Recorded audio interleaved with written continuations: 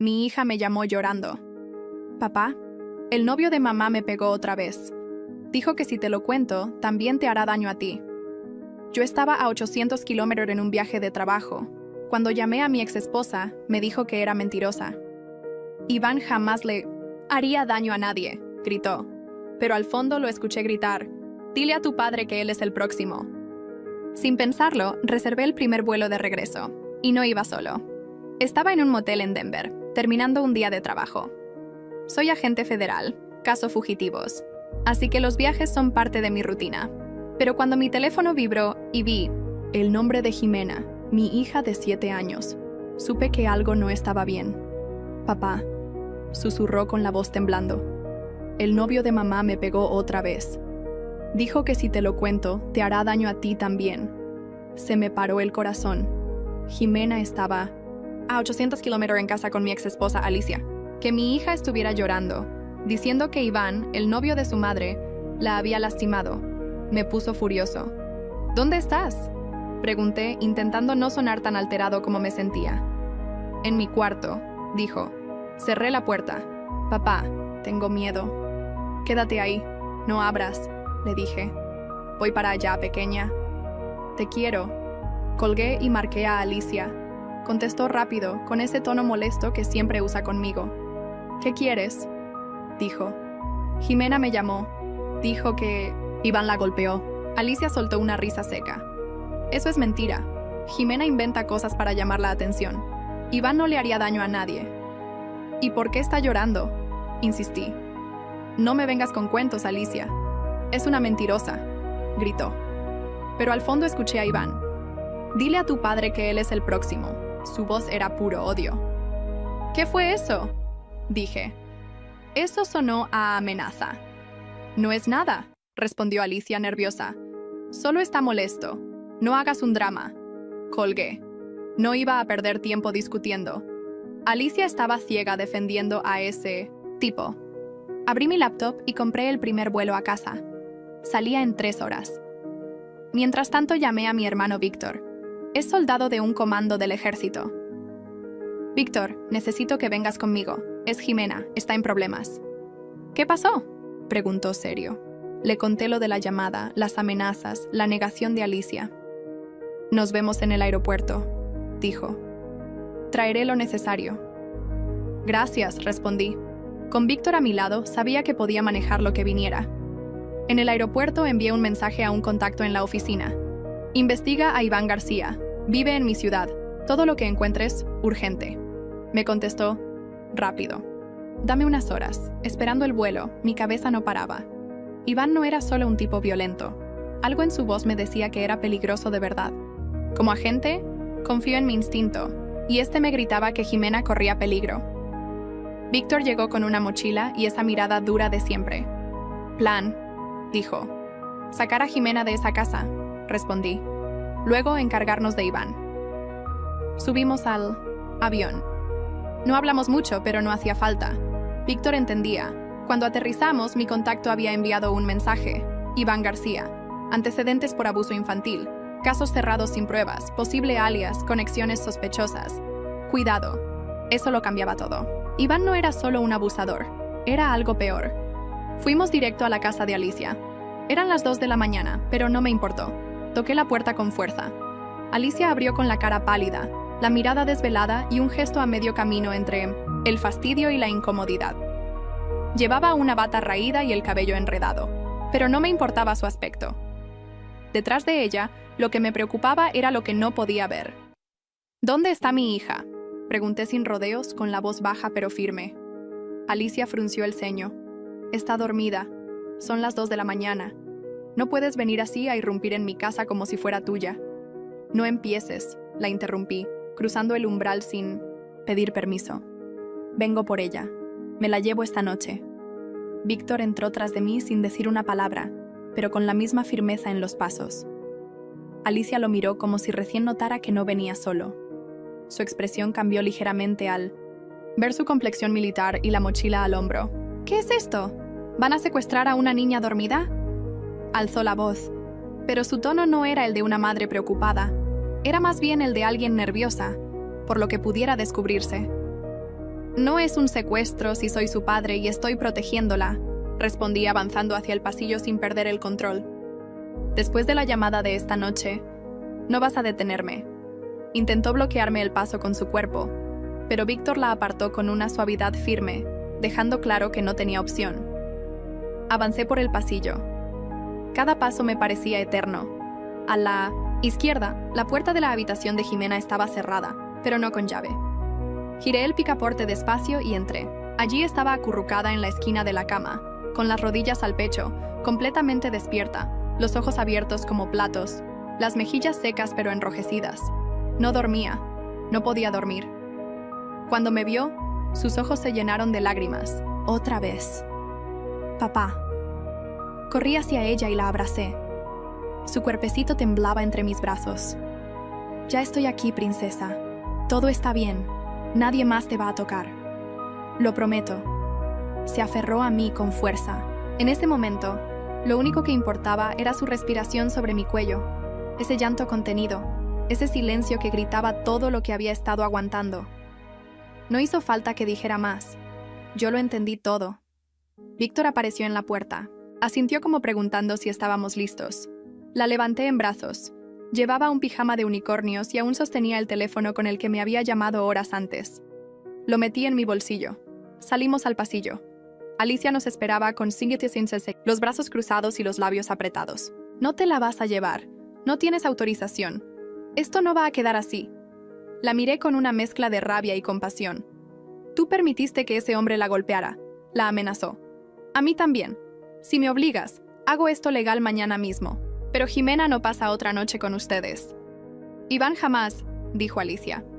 De verdad, Alicia, la interrumpí. Después de todo lo que escuché por teléfono, después de lo que ella me dijo, aún lo defiendes. Víctor habló por primera vez. Sugiero que se aparte. Ya hizo suficiente daño. Ella retrocedió. Por un segundo creí que iba a gritar, pero solo se mordió el labio inferior y se apartó del pasillo. Sabía que estaba perdiendo. Al salir de la casa, el aire frío de la madrugada nos golpeó el rostro. Jimena escondió su carita contra mi cuello. Caminamos rápido hasta el auto. La metimos en el asiento trasero, abrigándola con la chaqueta de Víctor. No dijo ni una palabra. Antes de arrancar, Víctor me miró. Y ahora tengo que llevarla. A un lugar seguro. Luego vamos a encargarnos de Iván. Alicia va a denunciar, dije. No lo creo. Está cegada, pero no importa. Tengo el informe, tengo el audio de la llamada y tengo a Jimena. Eso es suficiente para empezar. Tomé aire. La adrenalina bajaba, pero la rabia seguía allí quemándome por dentro. Arrancamos. A cada cuadra que dejábamos atrás, sentía que Jimena respiraba más tranquila, y yo, aunque aún con el alma en guerra, supe que habíamos hecho lo correcto. Y sin embargo, algo me decía que esto apenas comenzaba, porque Iván no era el tipo de hombre que se quedaba callado, y yo no pensaba esconderme. Conducimos en silencio durante varios minutos. La ciudad estaba dormida, pero yo no. Cada semáforo, cada sombra me hacía mirar por el retrovisor. Jimena se quedó dormida apenas tomé la autopista, como si su cuerpo supiera que ya podía descansar, pero su manita no soltaba la mía. Ni siquiera dormida. Estaba agotada, pero aún necesitaba aferrarse a algo que le diera seguridad, y yo necesitaba asegurarme de que no la soltaría jamás. Víctor iba atento con la mirada fija en los espejos, laterales. Cada tanto murmuraba una dirección alternativa, como si estuviera preparado para una persecución que aún no ocurría. Pero ambos sabíamos que Iván no se iba a quedar quieto. Esa clase de hombres no lo hacen, y mucho menos cuando sienten que les han quitado su territorio. Llegamos a casa de mis padres alrededor de las 3:15 de la madrugada. Una casa alejada del centro, segura, con rejas, cámaras y un patio trasero amplio. Tocamos la puerta 3 veces con un ritmo que solo la familia reconocía. Mi madre abrió con bata y ojos preocupados. No hizo preguntas, solo nos dejó pasar y abrazó a Jimena como si su sola presencia pudiera borrar lo vivido. Voy a preparar algo caliente para ella, susurró. ¿Ya comieron ustedes?, dije. Después, mamá. Primero necesito que ella descanse. Subimos a la habitación que había sido mía de niño. Puse a Jimena sobre la cama y le quité con cuidado los zapatos. Tenía un rasguño en la muñeca y un moretón amarillento en el brazo. Sentí que la furia me recorría de nuevo como una descarga eléctrica. Víctor me puso la mano en el hombro. Sabía exactamente lo que pensaba. Primero la protegemos, dijo. Luego se hace justicia. Asentí apretando la mandíbula. Cuando mi madre subió con una taza de leche tibia, Jimena abrió los ojos aún medio dormida. La bebió despacio y luego, mirándome con esa expresión que solo los niños en peligro tienen, dijo: Iván va a venir por ti. No, amor, respondí acariciándole el cabello. Iván no va a hacernos daño, te lo prometo. Él dijo que no importa lo que dijiste, ya no puede tocarte. Estás a salvo, ¿me crees? Ella asintió con la cabeza. Apenas me quedé sentado a su lado hasta que volvió a dormirse. Esta vez más tranquila, con la taza vacía y la respiración lenta. Luego salí de la habitación. Cerré la puerta suavemente y bajé las escaleras. Víctor ya tenía la laptop abierta sobre la mesa del comedor. Había descargado el informe completo de Iván García, más extenso de lo que esperaba. Hay más de lo que nos dijo tu contacto, murmuró con el ceño fruncido. 3 denuncias en 1979, los últimos 5 años. 2 por violencia doméstica, 1 por abuso a menor de edad, todas retiradas por falta de pruebas. ¿Quiénes fueron las víctimas? Una mujer en Guayaquil, otra en Ambato y una niña en Quito. Ninguna quiso seguir con el proceso o la silenciaron. Suspiré. Tiene vínculos con pandillas, grupos criminales, algo así. No oficialmente, pero tiene conexión con un tipo fichado por trata de personas. Compartieron dirección hace 1 año y hay algo más. Usa un alias en redes sociales, el pastor publica cosas raras, fanatismo, control, discursos de dominación masculina. Da miedo. Me llevé las manos a la cabeza. Alicia con su hija metida ahí. Seguramente no lo sabía o no quería saberlo. Volví a marcarle. Esta vez no contestó. Ni siquiera sonó. Probablemente había apagado el celular. Sabía lo que venía. ¿Y ahora qué hacemos?, preguntó Víctor. Necesito pruebas. Quiero grabaciones, documentos, algo que no puedan desechar en una corte. Algo que obligue a la justicia a actuar. Porque si lo dejamos solo en la palabra de Jimena, podrían alegar manipulación parental. Víctor asintió. Y Alicia, voy a denunciarla también por omisión, por poner en peligro a una menor y si no se retracta, por encubrimiento. Justo en ese momento, el celular vibró. Número desconocido. Contesté con cautela. ¿Eres tú?, dijo una voz grave. ¿Quién habla?, pregunté, aunque ya lo sabía. Ya sabes quién soy. Me quitaste lo mío y no sabes con quién te estás metiendo. Iván, respondí en tono bajo. Si vuelves a acercarte a mi hija o a su madre, te juro que no solo te encontraré, te destruiré. Se rió. Una risa desagradable, calculada. La policía no siempre está del lado correcto, agente. A veces la justicia está en otra parte. Eso lo veremos en los tribunales. Colgué antes de que siguiera. La conversación quedó grabada. Listo, le dije a Víctor. Tenemos nuestra primera prueba. Él sonrió de lado. Y tenemos otra. La llamada de Jimena. ¿La guardaste?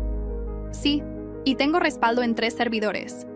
Volví a revisar las cámaras de la casa, todo tranquilo, pero ahora ya no era solo una amenaza directa, había declarado guerra, y yo iba a enfrentarla con todo. Al amanecer, fuimos juntos a la unidad de protección de menores. Presenté el informe médico con las marcas de Jimena, la grabación de Iván, la llamada de auxilio de mi hija y el expediente anterior del sujeto. El oficial encargado nos recibió con cara de sueño, pero al ver el material cambió de actitud. Nos llevó a una sala más privada. Esto es serio, dijo. Vamos a activar protocolo. Lo vamos a localizar y detener para investigación. La niña queda bajo su cuidado total por ahora, pero esto va a escalar. Que escale todo lo que tenga que escalar, respondí. Solo quiero que mi hija esté segura. Mientras tanto, en el mío está fondo. Algo me decía que esto aún no había terminado, porque los monstruos cuando se ven acorralados no se rinden, se vuelven más peligrosos. Y ese era el siguiente nivel al que Iván estaba por pasar. El día apenas comenzaba, pero para mí, la noche no había terminado. Después de dejar la denuncia y entregar todas las pruebas, regresamos a casa. Jimena seguía dormida profundamente. Por primera vez desde que la recuperé, su rostro no mostraba miedo. Mi madre se turnaba con Víctor para vigilar el perímetro, mientras yo revisaba una y otra vez los informes, No era paranoia, era experiencia. Cuando alguien como Iván se siente expuesto, actúa con desesperación y esa clase de hombre no juega limpio. Eran casi las 8:30 de la mañana cuando recibí la llamada de un número institucional. Era una trabajadora social de la Unidad de Protección Infantil. Quería hablar con Jimena lo antes posible, bajo condiciones seguras, con psicólogos presentes. Accedí de inmediato, pero pedí que la entrevista fuera en un entorno controlado y familiar. No iba a arrastrar a mi hija a una sala fría de oficina donde la hicieran revivir su trauma entre formularios y grabadoras.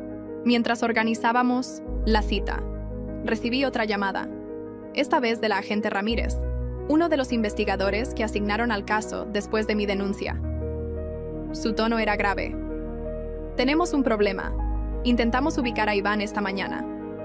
Fue notificado del inicio de la investigación y desapareció. Desapareció, repetí, aunque ya lo presentía. Su vehículo está en su casa, no hay señales de él. Tampoco ha usado sus tarjetas ni su celular. Parece que sabía que esto se venía encima. Apreté el teléfono con fuerza. ¿Qué están haciendo para encontrarlo? Ya hay una alerta emitida, pero como sabes, sin una orden de arresto directa, solo podemos observar. No hay detención preventiva aún. Estamos tramitando eso. Colgué y miré a Víctor. Se fugó. Él no se sorprendió. Sabía que lo haría. No iba a quedarse esperando las esposas. Este tipo tiene contactos. ¿Alguien lo avisó? ¿Alicia? Pregunté. Probablemente, o algún abogado que aún no sabe con qué clase de basura está trabajando. Me senté en la sala frente a la ventana. Afuera, el día parecía normal. El sol salía tímido, los pájaros cantaban y el mundo giraba como si nada. Pero para nosotros la tormenta apenas estaba calentando motores. Revisé las cámaras otra vez. Todo parecía en orden. Aún así, decidí reforzar la seguridad de la casa. Víctor llamó a un par de contactos. En menos de una hora teníamos sensores adicionales en puertas y ventanas y un sistema de alarma vinculado directamente con la central policial. Mientras tanto, Jimena despertó, bajó en pijama, abrazando su peluche y se sentó en la mesa del comedor. ¿Dónde estamos, papá?, preguntó. En casa de los abuelos, mi amor. Aquí vas a estar bien. ¿Dormiste bien? Asintió con la cabeza. Soñé contigo. Me llevabas volando por el cielo y mamá miraba desde abajo, pero no podía alcanzarnos. No supe qué responder, solo me acerqué y la abracé. Hoy, van a venir unas personas a hablar contigo. Está bien, quieren ayudarte. Pero si no quieres decir nada, puedes decírmelo. Nadie te va a obligar. ¿Y si Iván me escucha? No puede, princesa. Él ya no puede hacerte daño. No tiene ese poder. Desayunamos en silencio. Luego preparamos una habitación tranquila con colores cálidos y algunos dibujos que mi madre tenía guardados de cuando yo era niño. A las 10 en punto, llegó la trabajadora social junto con una psicóloga. Fueron amables, respetuosas y, lo más importante, supieron hablar con Jimena sin romperla. Estuve presente en parte de la conversación como observador. Jimena respondió con voz baja, pero sin mentir. Cuando llegó al momento del golpe, bajó la cabeza y dijo: me jaló del brazo y me empujó contra la pared. Después me dijo que si te lo contaba, tú también ibas a sufrir. La psicóloga tomó nota. Yo respiraba con dificultad. Escucharla. Decirlo en voz alta me partió el alma. Pero al mismo tiempo era necesario. Su testimonio estaba siendo registrado oficialmente. Cuando terminaron, las profesionales me dijeron que era un caso evidente de maltrato y amenaza, y que ellas apoyarían con sus informes para que la custodia total se resolviera a mi favor. Vamos a recomendar que se impida cualquier tipo de contacto con Iván y que la madre entre en una evaluación parental, dijo la psicóloga. Jimena está emocionalmente afectada, pero no fracturada. Con contención puede recuperarse. Les di las ceasefires y gracias y se marcharon. Pasaron unas horas. Jimena jugaba con Víctor en el patio mientras yo trabajaba en recopilar más información sobre Iván. Revisé sus redes, rastreé sus movimientos anteriores. Incluso contacté a un viejo informante que solía mover información entre grupos delictivos. Y entonces recibí un mensaje anónimo. Solo decía: él sabe dónde estás. Me detuve. Miré a mi alrededor. No había nadie extraño, pero eso no significaba que estuviera equivocado. Víctor, Llamé desde la puerta. Él se levantó de inmediato. ¿Qué pasó? Mensaje anónimo. Dice que Iván sabe dónde estamos. No hizo preguntas. Entró a Jimena de inmediato, cerró puertas y ventanas y activó el protocolo de emergencia.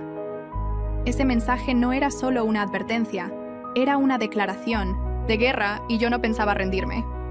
Volví a revisar el sistema, aumenté el monitoreo, conecté la red de cámaras a mi celular y al de Víctor. Notifiqué a la policía. Por ahora no podían hacer mucho más, pero yo sí. Alicia me llamó por fin a las 6:30 de la tarde. Su voz era distinta. Ya no sonaba molesta ni defensiva, sonaba asustada. Lo siento, murmuró. Yo no sabía que él tenía ese pasado. No sabía. No me importa lo que sabías o no, le dije. Jimena está conmigo, está a salvo. Pero tú, Alicia, tendrás que responder por lo que permitiste. Me amenazó, dijo en voz baja. También a mí. Me dijo que si decía algo iba a destruirnos. Y aún así lo dejaste vivir con tu hija. Se quebró. Empezó a llorar, pero ya no podía consolarla. Esa parte de mí se había apagado. Colgué sin decir más. La noche cayó sin aviso, como si el mundo hubiera querido cubrirnos con un manto de incertidumbre. Las luces del patio se encendieron automáticamente a las 6 en punto, y la casa permanecía en completo silencio. Jimena dormía, al menos por ahora, en el cuarto contiguo al mío. Víctor patrullaba la propiedad como si estuviéramos en zona de guerra, y quizá lo estábamos. Yo no podía dormir. La amenaza del mensaje anónimo retumbaba en mi cabeza como un tambor. De guerra. Él sabe dónde estás. No era una simple frase. Era una advertencia hecha por alguien que conocía el juego, y ese alguien no estaba improvisando. A las 11:17 de la noche, el sistema de seguridad marcó un pequeño corte de red. Un microsegundo apenas. Pero fue suficiente para que saltaran mis alarmas internas. No era un error de señal, era una prueba. Como cuando un ladrón roza una ventana solo para ver si hay sensores activos. Corrí al cuarto de vigilancia improvisado que Víctor había montado en el estudio. Él ya estaba ahí observando las cámaras con el ceño fruncido. Corte breve en el canal 1 y 3, dijo sin apartar los ojos de la pantalla. ¿Lo viste? Una sombra cerca del seto norte. Muy rápido. No fue el viento. Tragué saliva. Sabíamos lo que eso significaba. No iban a tocar el timbre. No iban a hablar. Venían con intención y esa intención tenía nombre. Víctor sacó su arma. Yo hice lo mismo. No era lo ideal con Jimena en casa, pero tampoco íbamos a arriesgar su vida por formalidades. ¿Llamamos a la policía?, pregunté. No, todavía. Si es él, sabrá que nos estamos preparando. Mejor lo atrapamos en el acto. Apagué todas las luces del interior. Le envié un mensaje a mi madre, que estaba de turno en la habitación. De Jimena. No salgas, quédate con ella. Cierra por dentro. Ella no respondió, pero sabía que entendía. Nos movimos como lo habíamos entrenado. Víctor tomó el lado izquierdo, bordeando la casa en completo silencio. Yo fui por el lado derecho, cerca del garaje. Cada crujido del pasto bajo mis botas sonaba como un disparo, pero no me importaba. Mi objetivo era claro. De pronto, un ruido metálico, como si alguien hubiese pisado una malla de jardinería. Apunté mi linterna, pero no vi a nadie. El foco parpadeó. Otro corte. Me agaché usando la linterna del celular y entonces lo vi. Un pie. No mío ni de Víctor. Movimiento. Lado norte. ¡Lado norte!, grité por el auricular. Víctor se movió. Yo corrí entre los arbustos y de pronto la figura de un hombre emergió de entre las sombras, alto, delgado, con una capucha. No se inmutó, solo me miró. «Iván», dije. «No vengo a pelear», respondió con voz baja. «Solo quiero hablar. No te acerques. Estás a un paso de irte esposado». Él levantó las manos. «No tengo armas. Mira, solo quiero que me escuches». Víctor apareció detrás de él, apuntándole a la espalda. No es momento para palabras. Iván se giró lentamente. «Me están buscando por algo que no hice». «Ah, no», le solté. «Entonces, no golpeaste a una niña de 7 años. No la amenazaste. No dijiste que me ibas a hacer daño a mí también». Él se encogió de hombros. «Dije muchas cosas enojado, pero eso no prueba nada. No hay testigos directos. Tenemos audios, grabaciones y el testimonio de la niña». Iván sonrió. Esa clase de sonrisa que solo los psicópatas dominan. Una niña. Las niñas dicen muchas cosas. ¿Quién va a creerle cuando crezca y no tenga marcas? Además, ¿tú crees que Alicia va a sostener algo en tu contra? Ya me pidió perdón por dejarme solo. Mi corazón se aceleró. No solo estaba provocándome, estaba anunciando que Alicia lo había contactado. ¿Qué hiciste con ella?, pregunté. Solo hablamos. Eso es todo. Pero créeme, no soy el único que sabe dónde están ustedes. Hay más gente interesada en este asunto. Eso fue suficiente. Víctor, ordené. Y sin vacilar, él lo redujo al suelo con una llave firme. Iván no opuso resistencia. Se dejó hacer. No tengo miedo de ustedes, pero ustedes deberían tenerlo de mí, murmuró desde el suelo. Llamamos a la policía. En menos de 10 minutos, 3 patrullas estaban en la puerta. Entregamos a Iván con pruebas, con la grabación del encuentro y con su afirmación de que había sido contactado por terceros. Todo quedó registrado. Esta vez no iba a irse por falta de pruebas. Horas después, en la comisaría, me reuní con la fiscal. Revisó los antecedentes y las nuevas grabaciones. Su rostro cambió por completo. Esto es grave. Este sujeto no solo es un abusador, está vinculado con una red. Posiblemente trata de personas. Necesitamos mover esto a jurisdicción superior. Está dispuesto a colaborar como testigo y denunciante. Asentí sin pensar. Por mi hija haría lo que sea. Salí de la estación con la espalda erguida. El cielo estaba claro, pero yo sabía que la tormenta aún no pasaba del todo. Esa noche, Jimena durmió en mis brazos y por primera vez no tembló. Por primera vez respiró profundo, pero en lo más hondo de mí sabía que todavía faltaba un capítulo más. Uno en el que Alicia debía mirar a su hija a los ojos. Uno en el que el pasado pediría cuentas. Uno en el que yo tendría que decidir si la justicia era suficiente o si debía ir más allá. Pasaron 3 semanas desde el arresto de Iván. 3 semanas que, aunque cortas en el calendario, se sintieron como una vida entera. Cada día era una mezcla de alivio y ansiedad, como si el peligro aún respirara cerca, aunque sabíamos que él ya estaba tras las rejas. Las autoridades confirmaron sus vínculos con una red clandestina de explotación infantil. El celular incautado en su captura reveló fotos, mensajes cifrados y grabaciones que abrieron un abanico de horror. El mismo Iván, que decía ser un buen tipo, tenía un historial de monstruo. El caso tomó fuerza mediática. Mi nombre, aunque protegido en el expediente, empezó a sonar entre círculos de agentes y fiscales. No por ego, sino porque sabían que un padre había hecho lo que debía hacerse: proteger, actuar, denunciar. Jimena, por su parte, empezó a retomar poco a poco su rutina. No volvió a hablar mucho del tema, salvo en sus sesiones de terapia. Pero su risa volvió y ese fue mi mayor milagro. Cuando la vi saltar en el patio con mi madre, riéndose como si nunca hubiera tenido miedo, entendí que habíamos vencido. No sin cicatrices, pero vencido al fin. Sin embargo, aún faltaba algo, o mejor dicho, alguien, Alicia. Durante todo ese tiempo no volvió a buscarme. No preguntó por Jimena. No apareció ni en la audiencia preliminar. Era como si la tierra se la hubiese tragado. Pero yo sabía que estaba esperando que las aguas se calmaran, que todo pasara como si pudiera desaparecer entre la culpa y el silencio. Pero yo no iba a permitirlo. Una tarde, después de llevar a Jimena a terapia, la dejé con Víctor y me dirigí al departamento donde vivía Alicia. Ya no con miedo ni con rabia, sino con la necesidad de cerrar el círculo. Toqué la puerta 1, 2, 3 veces. Cuando abrió, su rostro era otro. Ojeras profundas, el maquillaje mal aplicado, como si llevara semanas durmiendo poco y pensando demasiado. «Sabía que vendrías», dijo sin mirarme a los ojos. «No vine a gritarte, Alicia, ni a vengarme. Solo quiero que escuches». Ella asintió y me dejó pasar. El lugar estaba desordenado, silencioso, como si el tiempo se hubiera detenido desde el día que me llevé a Jimena. «¿Cómo está?», preguntó finalmente. «Mejor. ¿Está sonriendo otra vez?». Alicia bajó la cabeza. No sé en qué momento permití todo esto. Al principio él era amable, atento, pero empezó a cambiar, a controlarme, a manipular a Jimena y yo. Yo no hice nada. «No hiciste nada cuando más necesitaba que hicieras todo», respondí. No fue un reproche, fue un hecho. «Lo sé», dijo, «y no espero que me perdones. Solo quería creer que él era diferente. que después de ti tal vez merecía algo más simple. Alguien que me dijera que todo iba a estar bien sin cuestionarme. ¿Y Jimena?, pregunté. ¿Quién la protegía cuando tú querías sentirte bien?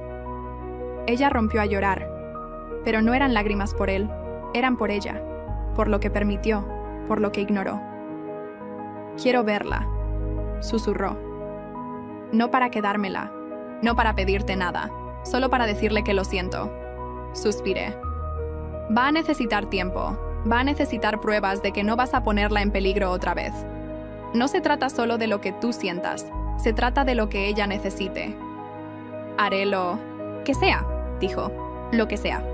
Me levanté. La miré una última vez.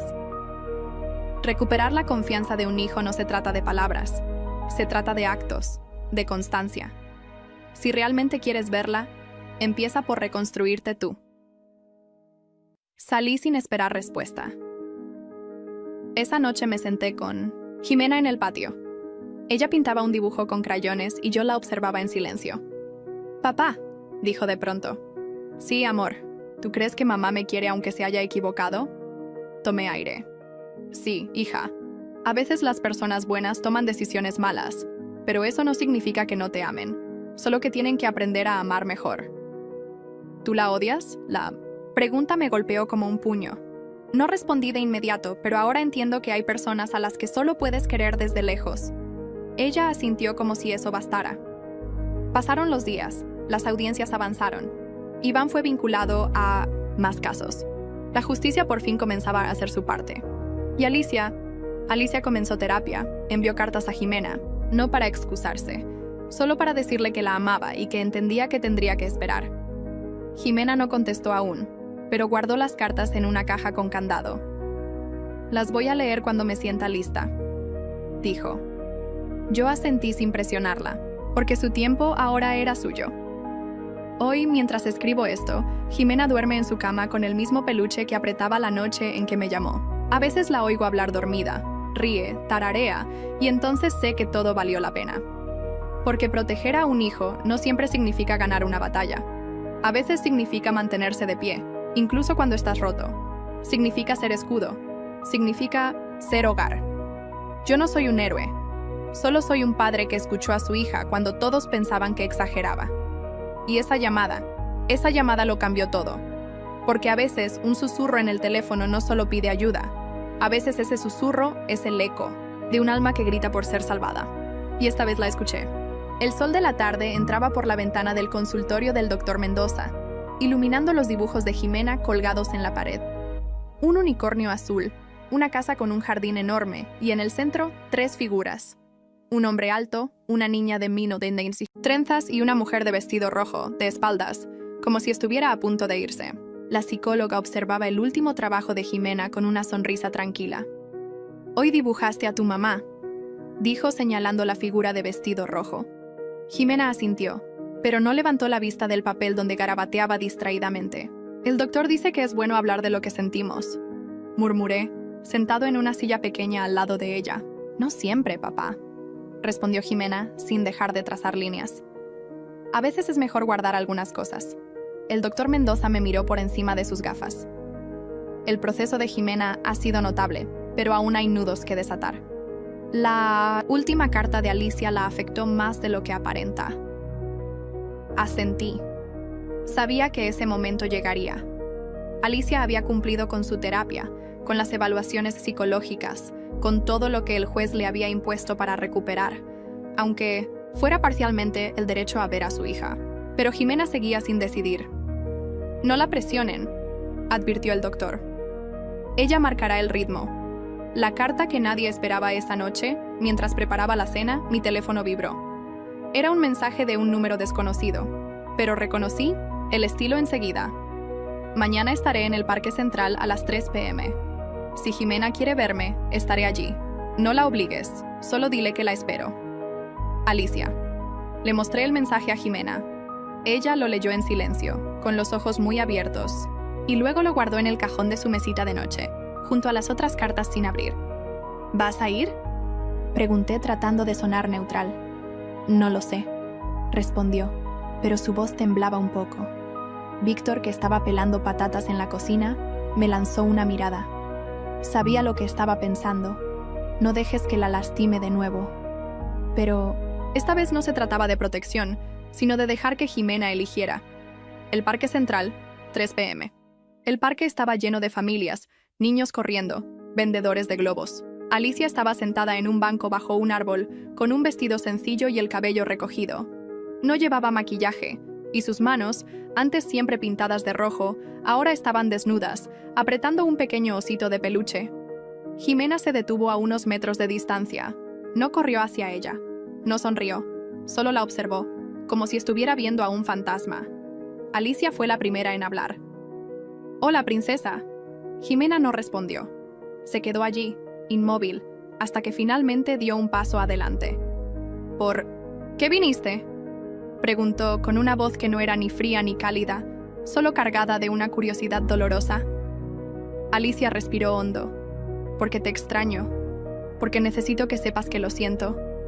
Cada día, cada noche, por no haberte protegido cuando más me necesitabas». Jimena miró el osito que Alicia sostenía. «¿Eso es para mí?». «Sí. Lo compré el día que naciste. Lo guardé todo este tiempo». Jimena lo tomó. Lo apretó contra su pecho y luego, sin aviso, se sentó a su lado. No hubo abrazos, no hubo lágrimas, solo un silencio pesado, el tipo de silencio que existe entre dos personas que se quieren pero no saben cómo volver a confiar. Lo que Iván dejó. Atrás, mientras ellas hablaban, recibí una llamada del fiscal a cargo del caso de Iván. «¿Tenemos nueva información?», dijo con un tono que no presagiaba nada bueno. Iván no actuaba solo. «¿Qué quieres decir?», pregunté, sintiendo cómo se me tensaba el cuerpo. Su red era más grande de lo que pensábamos.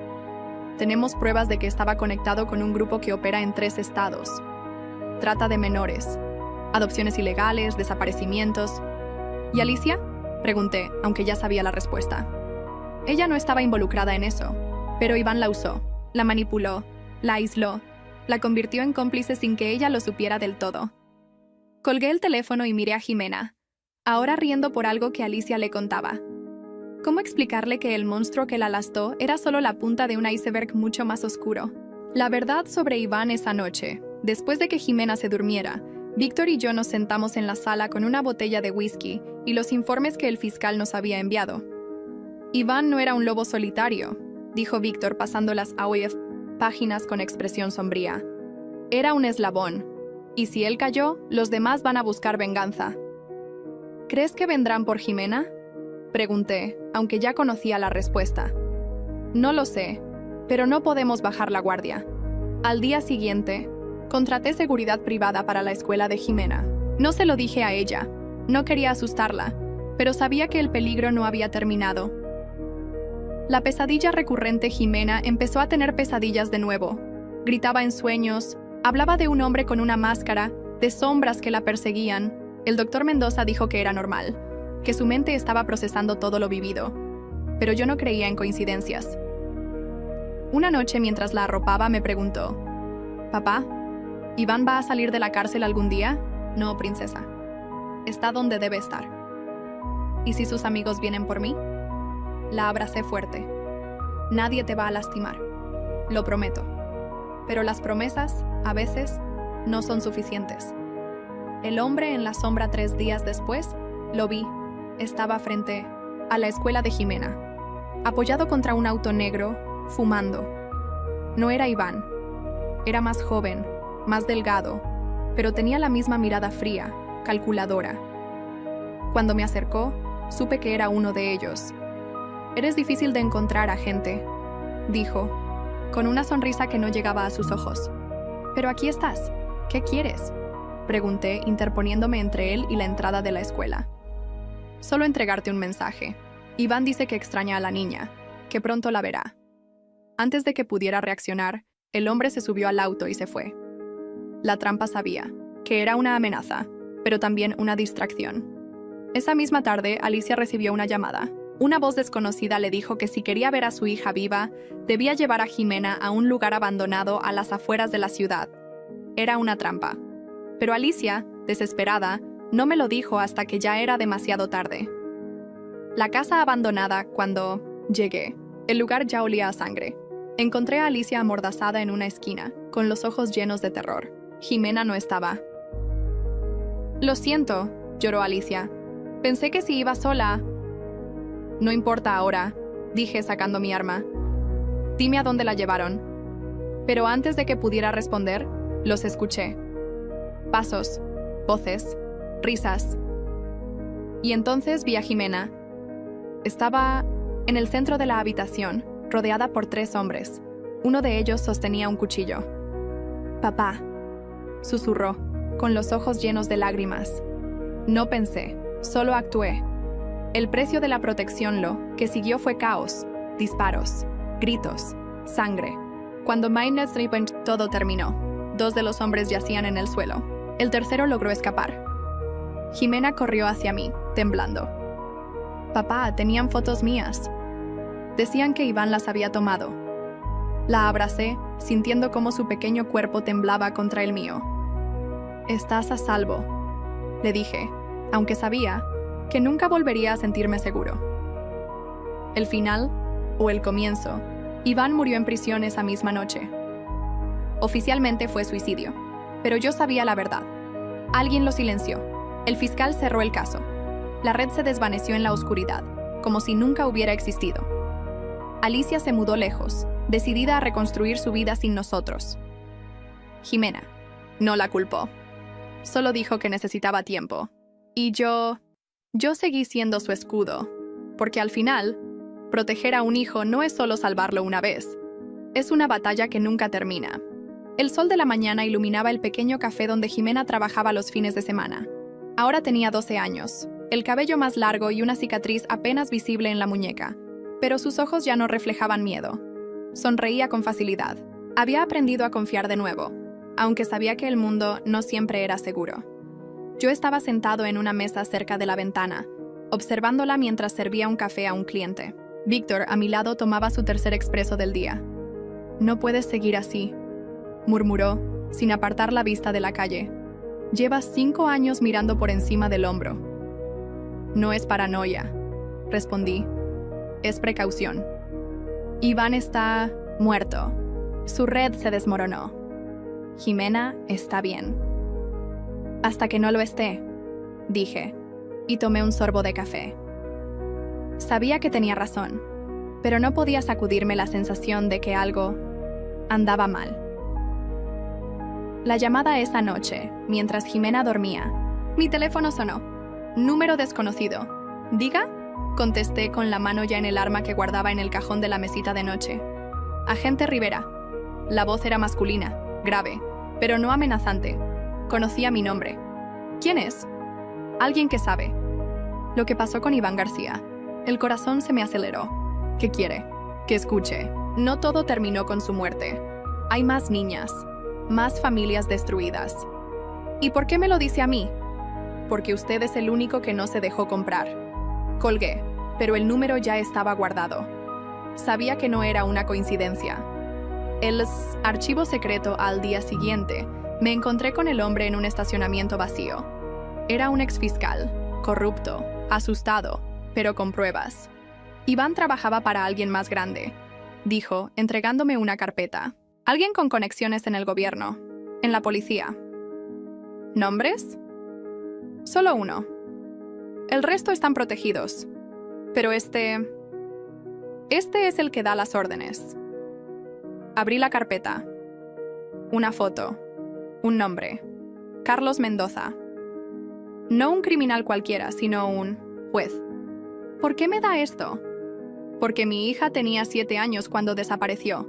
Y usted salvó a la suya. Quizás pueda salvar a las demás. La decisión no le conté a Víctor. No al principio. Sabía que intentaría detenerme, que diría que era demasiado peligroso, pero no podía ignorarlo. Pasé semanas siguiendo pistas, reuniendo pruebas, grabando conversaciones. Cada noche, antes de dormir, miraba a Jimena y pensaba, si no lo hago, ¿yo quién lo hará? Hasta que una noche, Víctor me encontró revisando documentos en la cocina. ¿Qué demonios es esto?, preguntó, hojeando los papeles. Lo que Iván dejó atrás. Maldita sea. Sabía que esto pasaría. No puedes enfrentarte a ellos solo. No estoy solo, dije. Tengo pruebas, tengo testigos. Y ellos tienen armas, dinero y la ley de su lado. La trampa final, el juez Mendoza no era estúpido. Sabía que lo estaban investigando. Una tarde, mientras Jimena estaba en la escuela, recibí una visita. 2 hombres en trajes oscuros tocaron a mi puerta. «El juez quiere hablar con usted», dijo uno de ellos, con una sonrisa que no llegaba a los ojos. En persona. Supe que era una trampa, pero también supe que era mi única oportunidad. El encuentro, el lugar, era un almacén abandonado en las afueras de la ciudad. Olía a moho y a sangre seca. Mendoza estaba sentado en una silla, rodeado de 4 hombres armados. «Agente Rivera», dijo, como si estuviéramos en una reunión social. «He oído mucho sobre usted». «No tanto como yo sobre usted», respondí sacando la grabadora de mi bolsillo. «Todo esto queda registrado». El juez se rió. «¿Cree que eso me asusta? Las pruebas desaparecen. Los testigos también». «No todos», dije, y en ese momento las luces se apagaron. La última batalla, no sé cómo, pero Víctor había llegado. Y no estaba solo. Disparos, gritos, cuerpos cayendo. Cuando la luz volvió, el juez yacía en el suelo, herido, pero vivo. «No puedes matarme», jadeó. «Soy intocable». «No necesito matarte», dije esposándolo. «Solo necesito que el mundo sepa lo que eres». El precio de la verdad. Las semanas siguientes fueron un infierno legal. Mendoza tenía influencia, pero las pruebas eran demasiado sólidas. Los medios se hicieron eco del escándalo. Familias enteras salieron de las sombras contando sus historias. Jimena me preguntó una noche mientras veíamos las noticias. ¿Valió la pena? Miré su rostro. Ya sin miedo. Ya sin sombras. Siempre vale la pena pelear por lo que es justo. Un nuevo comienzo. El juez Mendoza fue condenado. Su red, desmantelada. Las niñas que habían desaparecido comenzaron a ser encontradas. Alicia volvió a la ciudad, no para quedarse, sino para despedirse. «Me voy lejos», dijo con una sonrisa triste. «Pero esta vez, sé que Jimena está en buenas manos». Jimena la abrazó. No hubo rencor, solo alivio. La última promesa ahora, mientras escribo esto, Jimena duerme en su habitación. Ya no tiene pesadillas, ya no salta al menor ruido. Pero yo sigo aquí, velando, porque al final, la justicia no es solo castigar a los culpables, es asegurar que los inocentes puedan dormir en paz.